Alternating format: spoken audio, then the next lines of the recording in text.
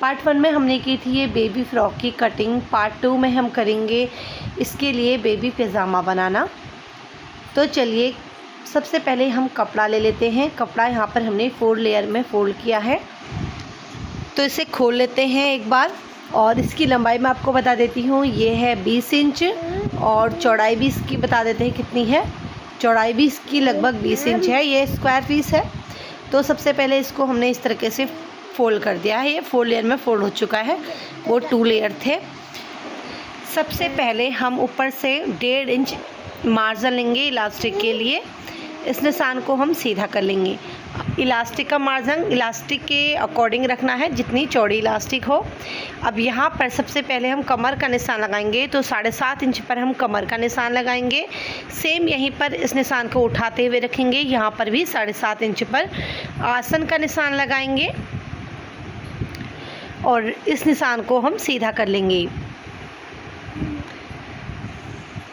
अब यहाँ पर इस पर हमने गोलाई देनी है क्रोच एरिया के लिए, तो इस तरीके से गोलाई में हम इसे दे देंगे। लगभग 1 इंच की हमने इसमें गोलाई देनी है क्रोच एरिया के लिए।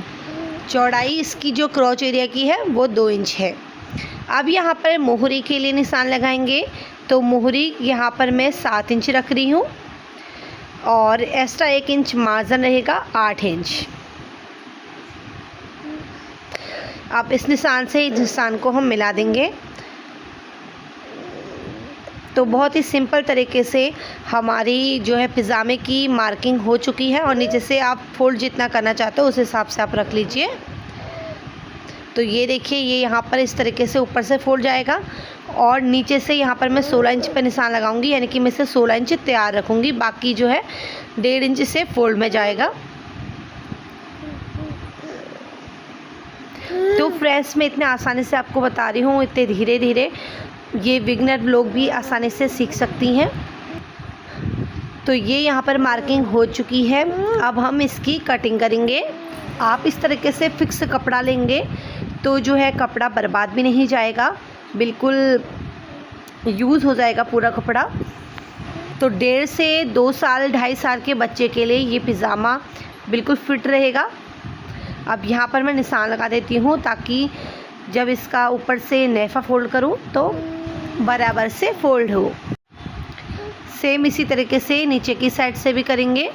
और ऊपर की साइड ये बंद था तो इसे खोल लेते हैं। अब सबसे पहले हम क्या करेंगे, यहाँ से दोनों आसनों को स्टिच करेंगे। तो चलिए स्टिचिंग कर लेते हैं। आप आसन पर दूसरी बार स्टिचिंग कर सकते हैं ताकि सिलाई आपकी पक्की रहे, या फिर आप इस तरीके से कर सकती हैं, पहले ही सुलटी स्टिचिंग कीजिए सुलटी साइड और फिर इसको इस तरीके से पलटिए। अब उल्टी साइड हमने स्टिचिंग करना है, जैसा कि मैं कर रही हूँ। इससे आपकी सिलाई पैक रहेगी, इंटरलॉक करने की ज़रूरत नहीं रहेगी।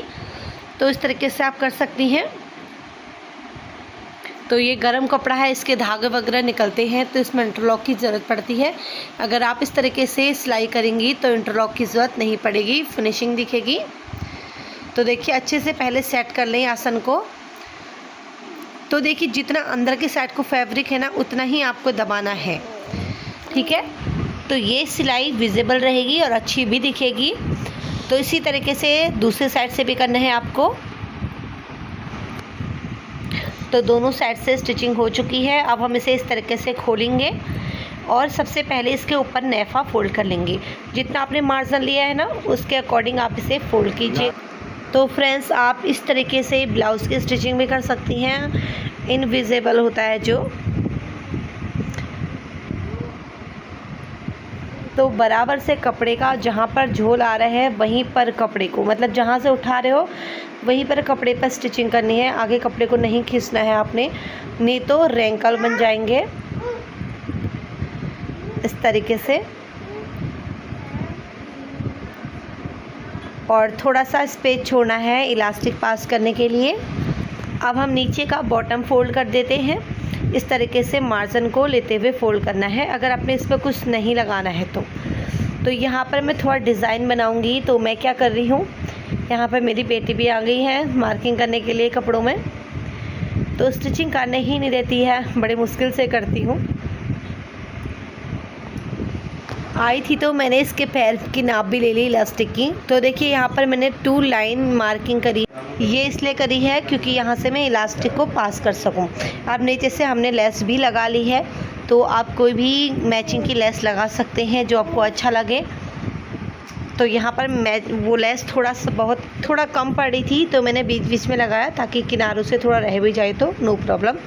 अब जो मार्किंग करी थी ना, उस पर हमने स्टिचिंग करनी है ताकि इलास्टिक पास कर सके। अब आप कोई सा भी इलास्टिक ले सकते हैं, तो मैं ले रही हूँ ये वाला, ये पतला वाला, जो कि हेयर बो स्क्रंची बनाने में काम आते हैं। तो सेप्टिक पिन की मदद से मैं इसको इंसर्ट कर लेती हूँ।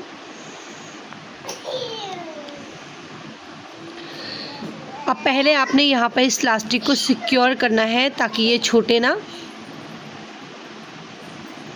1-2 बार इस पर टाँकी लगानी है तो ये पक्का हो जाएगा।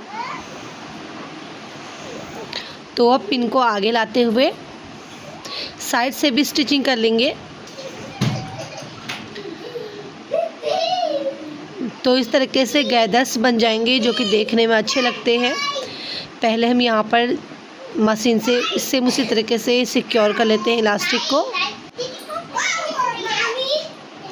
अब यहाँ पर इसे कट कर लेते हैं और दोनों साइड से हमने इसी तरीके से करना है। तो फ्रेंड्स देखिए किस तरीके से गैदर्स अच्छे लग रहे हैं, बिल्कुल नीचे से खिला खिला आएगा इस तरीके से। अब हम सेम इसको पैक सिलाई की तरह करेंगे, जैसे कि हमने ऊपर आसन में सिलाई करी थी ना, उल्टी साइड आसन स्टिचिंग करेंगे। फिर इसको हम पलटेंगे और उल्टी साइड भी हम इसे स्टिच करेंगे। तो ये देखिए ये भी हमने पैक सिलाई की तरह ही किया है। और यहाँ पर देखिए इस तरीके से ऊपर से भी हम इलास्टिक डाल लेते हैं, जहाँ से हमने इस पे छोड़ा था उसे छोड़ते हुए इलास्टिक को इस तरीके से दोनों इलास्टिक को पकड़ते हुए इसे मशीन से स्टिच कर लेंगे। आप चाहें तो हाथ से भी स्टिच कर सकते हैं और फिर जो ओपन पार्ट है उसे हम स्टिच कर देंगे। तो फ्रेंड्स होप करती हूँ कि ये वीडियो आपको यूज़फुल लगी हो। तो वीडियो यूज़फुल लगी हो तो वीडियो को लाइक करें। Thank you for watching and bye bye.